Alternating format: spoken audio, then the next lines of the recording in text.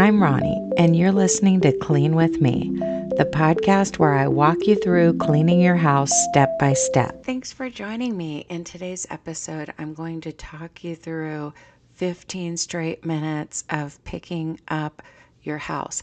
Let's get right into the episode. If you need to freshen up for the day or start some laundry or start some dishes, please pause the episode because this cleaning session is only about picking up, and I want you to do it for the entire 15 minutes. Start at your front door and start picking up in that immediate entrance area. You may not have anything on the floor of your entryway, but you may have a piece of furniture in the entryway with some clutter on it. For me, that piece of furniture is a piano. For you, it could be a shelf unit or something else. And maybe your entryway is kind of a dedicated foyer area, or maybe it's part of your living room. Whatever that front room is, that's where I want you to start. Now, if you have a 2-story, you might want to place some items at the bottom of the stairs so that you aren't going up and down the stairs during this pickup session. But for those of you with a 1-story home, you might want to just grab up 2 or 3 items, take them to the room where they belong, and come right back. I have some lists here of items that might be in each room. I didn't make the lists. I don't necessarily have all these items, but I like to use some outside materials at times so that I mention things that might not necessarily apply to me. Maybe you have an issue with coats and jackets. I know it's summertime, but for all I know, you could have a coat hook with way too many coats on it. Time flies sometimes, and things carry over from one season to the next. So if you have an issue with coats or jackets that need to be put away, now's the time. You might also have a similar issue with shoes by the front door. What is your system for shoes by the front door? I get the fact that some people like to take off their shoes when they first come in, but if you do keep shoes by the front door, you may want to consider making that more visually appealing. And that starts with keeping fewer shoes right there. Okay, over time, you might have several pairs of shoes by your front door when really you just need 1 or 2 pairs ready, if that's even a thing. I keep my shoes in my closet, and if they're not in my closet, they're usually in the bedroom floor, but I don't keep them by the front door. No judgment here if you do. I'm just saying you might have some excess shoes to put away. The system I like for people who do want to keep shoes at the front door is to have some type of a bench where the shoes can go underneath that bench out of sight. And then if you've been listening to the show for a while, you know that I used to have a shoe basket when my kids were little, but there was a little alcove that couldn't be seen from the front door, even though it was near the front door. And I had a shoe basket there and a little coat hook there. It allowed me to get the kids' sweaters and shoes ready so that we could get out the door in a hurry when I had little ones. But I still wanted my entryway to look visually appealing. Be picking up while I talk, even though some of these items are not necessarily going to apply to you. You can just give yourself a pat on the back if you don't have one of the issues I mentioned. If you do, you take care of it. If not, just declutter something else.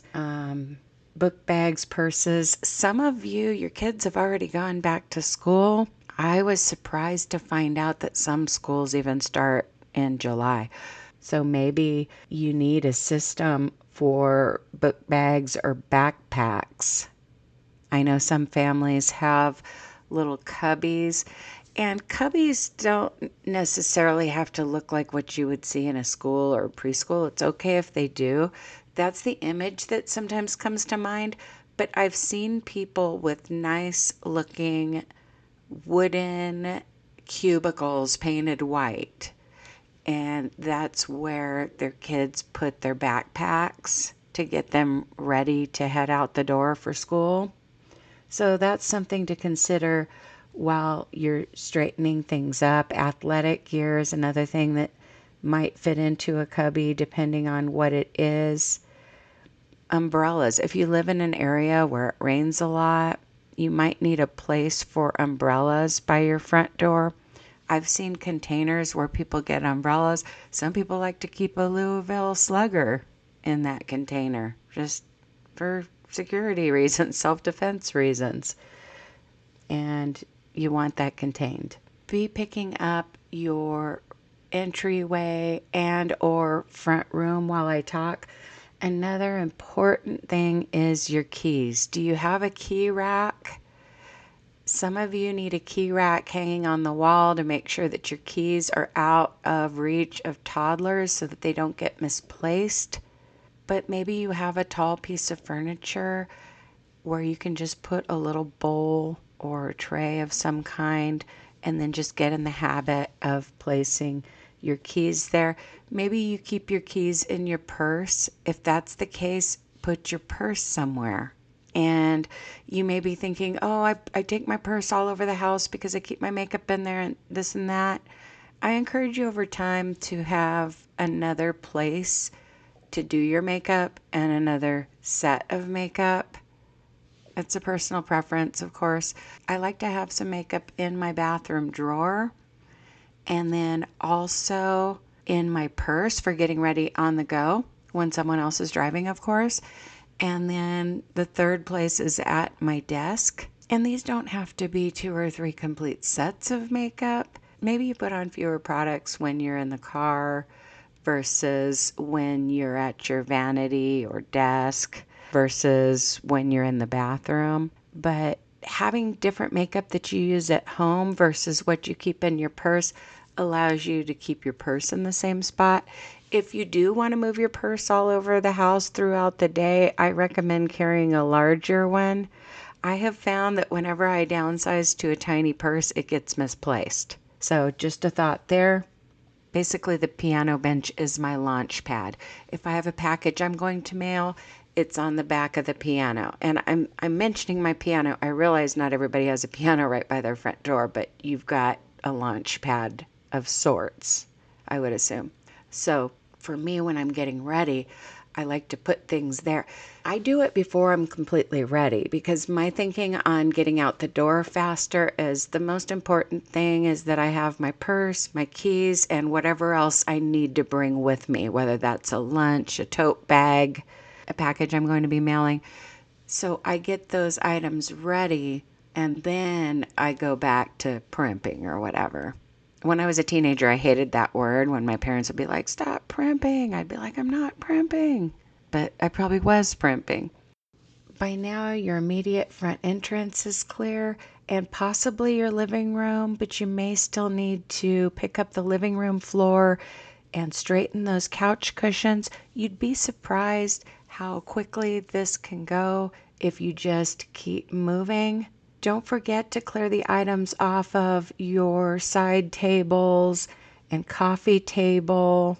And I realize you might need to do some decluttering in the drawers that you have in your living room. But if you're overwhelmed with surface clutter, today might not be the day. For example, I have a pop-up coffee table that is just great. It allows us to eat at the couch and still have a table for our food. And I like it for having company, and it's just a really nice piece of furniture to have, and it has storage inside. But of course, when I'm popping that up when company's over, I don't want a lot of clutter inside of it. So I do clear the inside of that coffee table from time to time. And when I do, I also clear out the drawer of an end table and the drawers, plural, of my TV stand. But this might be just a surface pickup for you, and I want us to get to the whole house, so I'm only going to give you about another minute in your living room or front room. Maybe you have a throw blanket that needs to be either folded up or laid over the back of the couch. Maybe you have coasters that need to be stacked a certain way. Maybe you have shoes to put away or a sweater to put away. I don't know if you're listening to this in the summer just because I'm recording it in the summer, so I'm still mentioning things like jackets and sweaters. What about chargers? Something that I liked that I noticed that my sister does is she has phone chargers in different rooms of the house rather than just moving the same charger from room to room. This seems so convenient to me. You're visiting her and there's just an iPhone charger for your convenience right where you're sitting on the couch. Maybe when people have a lot of chargers, they don't wear out as quickly. And it seems like no charger lasts very long except the one that comes with your phone. Those are always better. But maybe you have some chargers that don't belong in your living areas and you need to put those away. Some of you have a pizza box on the coffee table and you need to walk outside and throw that away because it's too bulky to go in your kitchen trash. Let's continue on to the next room. Of course, pause the episode if you need more time, but this is a quick pickup and hopefully you're just quickly moving through your house. It's going to be so nice to have it all picked up so that you can clean some surfaces after this episode. You might want to continue to a hallway. I don't know the floor plan of your house, but you might have a hallway that connects your two living areas. Or if you're like me, you just have one living area plus a hallway that heads back toward the bedroom. You probably don't have a lot to pick up in the hallway. The thing that I constantly have to do in my hallway is straighten a little rug. And the purpose of this particular rug is to cover a cord, to keep people from tripping over a cord. It's, I guess, an Ethernet thing to improve my son's gaming experience in the first bedroom. Some of you may have a runner in the hallway that needs to be straightened or shaken out. Maybe you vacuum over it. I do need to replace, speaking of little rugs, while you're picking up your common areas, your outer areas, I do need to replace some of my little accent rugs that I use for various purposes because once they get loose strings, then I worry about those getting caught in the vacuum. Over time, those have to be replaced. Another reason I use little rugs is where the carpet meets the floor. Sometimes it starts to wear out, and I put a little rug there to kind of protect that edge. Something I learned from my mom, if there's a tear in your carpet, you get a little accent rug and you use that to cover that bad spot. By now you've picked up your front entrance, your main living area or front room, a hallway, possibly a family room. If you have two living areas, of course, straighten the couch cushions, clear the floor, clear the end table, clear the coffee table, all the things. But a lot of you are ready to go into the kitchen. Make sure there's no clutter on your kitchen floor.